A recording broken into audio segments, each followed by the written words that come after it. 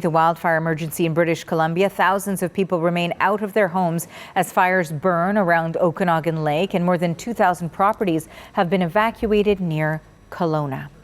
Many evacuees are gathering in nearby areas, like, as we mentioned, Kelowna, BC, as that blaze continues to burn out of control. And that includes my next guest, Atlyn Becker. She lives on the western shores of Okanagan Lake in BC. Atlyn, thank you for making time for us today. Hi, good morning. Yes, it's a beautiful Okanagan day here today.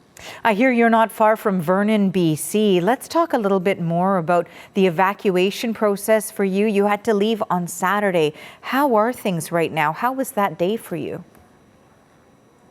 Well, myself and about 5,000 other residents on the west side of Lake Okanagan had to evacuate between Saturday afternoon and Sunday afternoon because of there were actually two fires burning. One fire was the Bradley Creek fire, and the other fire was the Quilpic Creek fire. And we were kind of in the middle of it. So Saturday afternoon at about 4 p.m., they decided to close the north side of West Side Road. So we had to travel south, but traveling south meant to go through the other fire that started by La Casa Resort. It was really quite scary. So we were still packing in the dark with flashlights because power went out about 5 p.m. on Saturday. Now, of course, for you, this was a situation that not only you had to be concerned about yourself and those around you, but you also run an Airbnb in the area and had to take some responsibility for the tenants. How did you communicate with those guests that there was a safety issue? Well, I called them, and there was two couples, and then one of the couples had their son with them, and they were in Kelowna, and I told them what was happening, that we had to evacuate, and they said, well, we can't come back because they're not letting any traffic through.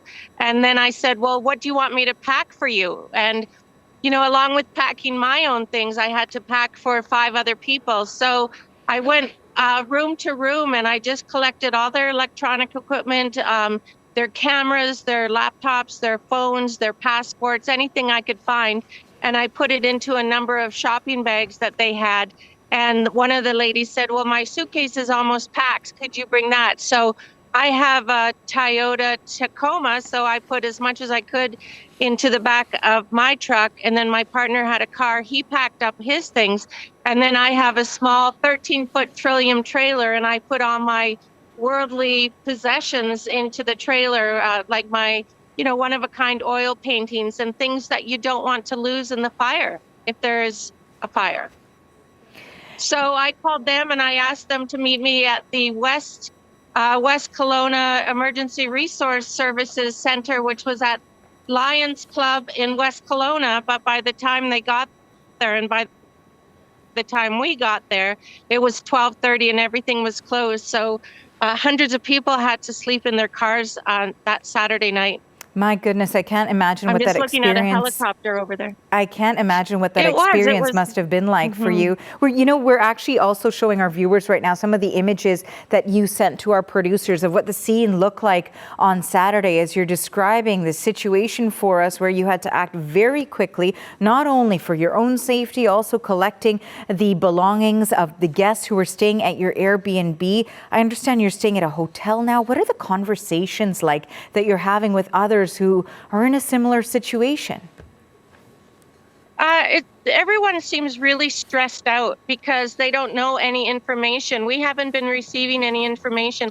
So that's why I took it upon myself to come up to Sparkling Hills this morning and have a look for myself to see where the fire is located, what's going on. Are there planes? Are there helicopters?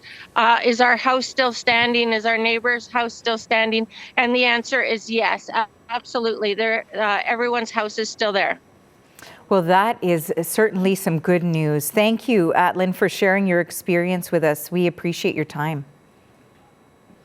Okay, thank you very much.